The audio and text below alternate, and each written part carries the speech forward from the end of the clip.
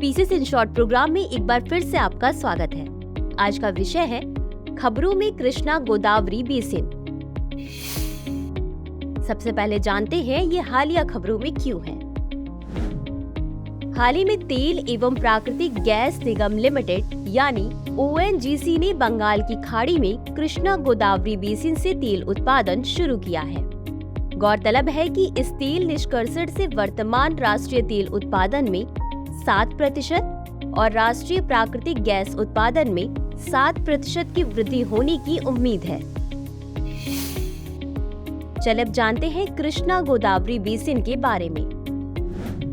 भारत के पूर्वी तट पर स्थित कृष्णा गोदावरी बेसिन अत्यधिक भूवैज्ञानिक और हाइड्रोकार्बन महत्व का क्षेत्र है। इसका निर्माण विस्तृत डेल्टाई मैदान से हुआ है, जहां पूर्वी तट की दो प्रमुख नदियां कृष्णा और गोदावरी अपना जल बंगाल की खाड़ी में प्रवाहित करती हैं।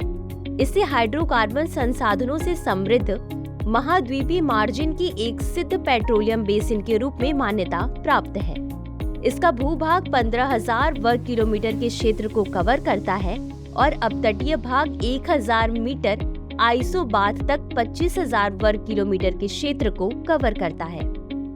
बेसिन में तलछटी जमाव व्यापक है। तलछट लगभग 5 किलोमीटर की मोटाई में फैली हुई है, जो लेट कार्बोनिफेरस से लेकर प्लेस्टोसीन काल तक के विभिन्न जमाव चक्रों का प्रतिनिधित्व करती है। बेसिन विभिन्न भू आकृतिक इकाइयों को प्रदर्शित करता है, जिसमें ऊंचे मैदान, तटीय मैदान, हालिया बाढ़ के मैदान और डेल्टा मैदान शामिल हैं, जो इस क्षेत्र में भूवैज्ञानिक प्रक्रियाओं की जटिल परस्पर क्रिया को दर्शाते हैं। बेसिन की जलवायु गर्म और आर्द्र है। गर्मियों में तापमान 42 डिग्री सेल्सियस तक बढ़ जाता है, जबकि इसके विपरीत सर्दियों का तापमान 25 डिग्री सेल्सियस से 30 डिग्री सेल्सियस तक होता है। यह स्थान भारत में सबसे बड़े प्राकृतिक गैस भंडार वाले D6 ब्लॉक के लिए जाना जाता है। पहली गैस खोज 1983 में ONGC द्वारा की गई थी। चलिए अब देखते हैं बेसिन का टेक्टोनिक इतिहास।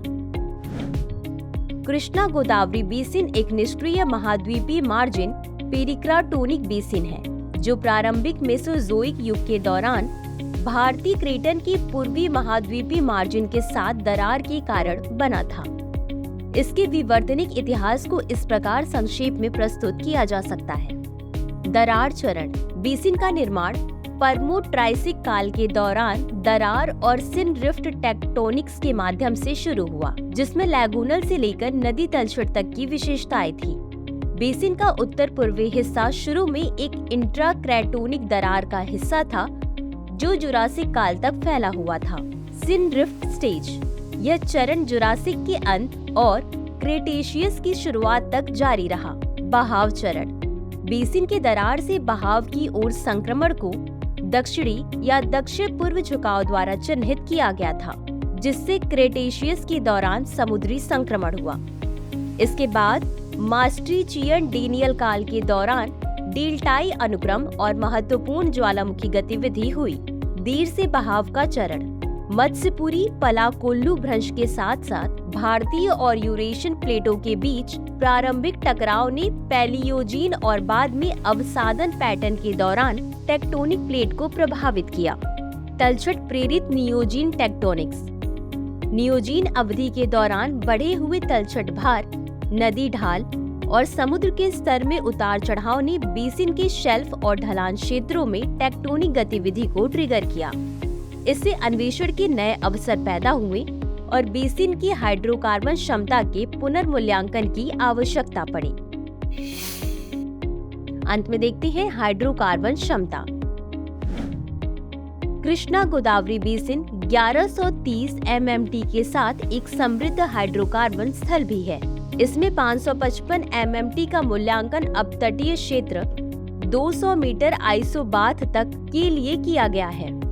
बेसिन के कई तेल और गैस क्षेत्र ऑनलैंड और ऑफशोर दोनों हिस्सों में स्थित हैं। चलिए अब देखते हैं आज के अभ्यास प्रश्न को।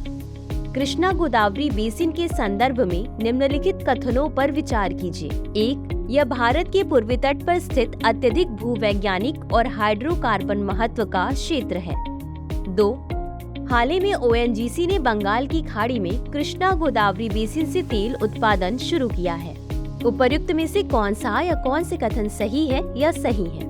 ए केवल 1, बी केवल 2, सी 1 और 2 दोनों, डी न तो 1 और न ही 2। इस प्रश्न का उत्तर कमेंट बॉक्स में जरूर दें। आज के लिए बस इतना ही। शुक्रिया।